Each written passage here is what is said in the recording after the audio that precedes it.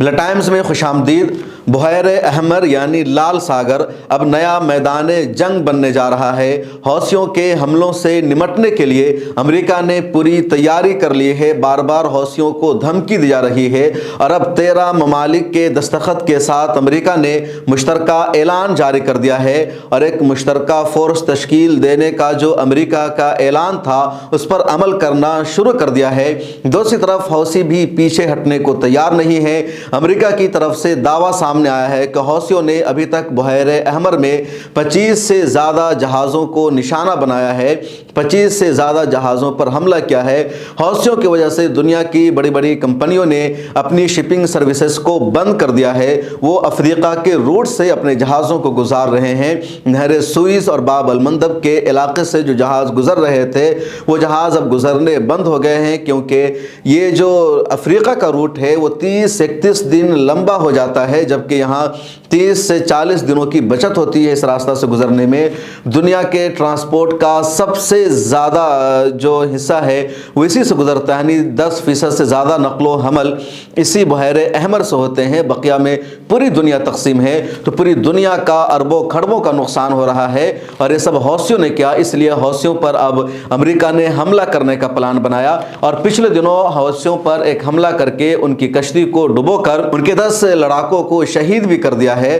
حوثیوں جس کو انصار اللہ جس کا اصل نام ہے، اس نے اپنے ان 10 مجاہدین کا نام جاری کیا ہے، ان کی فوٹو شیئر کی جس کو آپ اسکرین پر دیکھ سکتے ہیں، اور حوثیوں نے امریکہ سے اس کا بدلہ لینے کا اعلان کر دیا ہے۔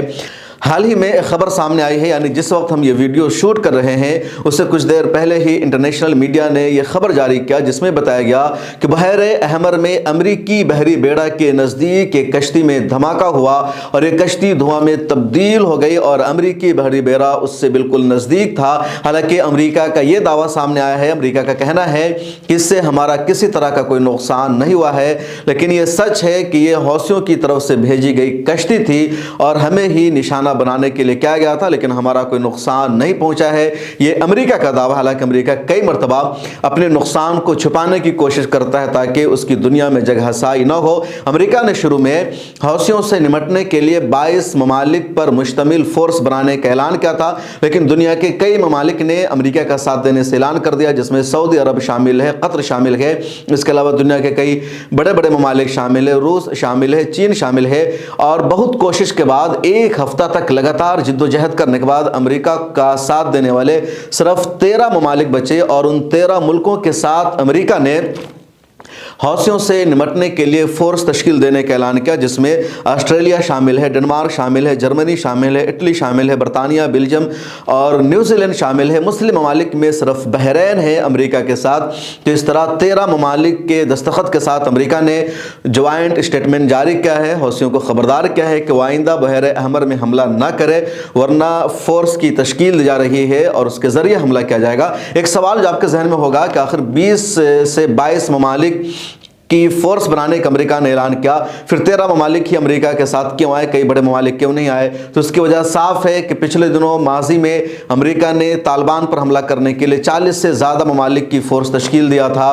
داعش کو ختم کرنے کے لیے امریکہ نے 60 ممالک کی فوج تیار کیا تھا، لیکن امریکہ کو طالبان سے بدترین ہار کا سامنا کرنا پڑا ہے۔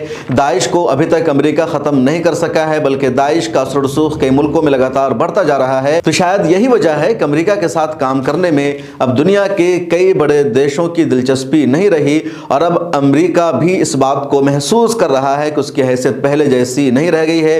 بہرحال بحیر احمر جنگ کا نیا میدان بننے جا رہا ہے۔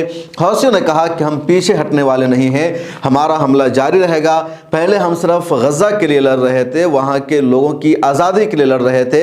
ہمارا مطالبہ یہ تھا کہ جب تک غزہ پٹی میں امدادی سامان کو پہنچنے نہیں دیا جائے گا، غزہ پٹی پر اسرائیل کا حملہ بند نہیں ہوگا، اس وقت تک ہم بحیر احمر میں جہازوں کو نشانہ بناتے رہیں گے۔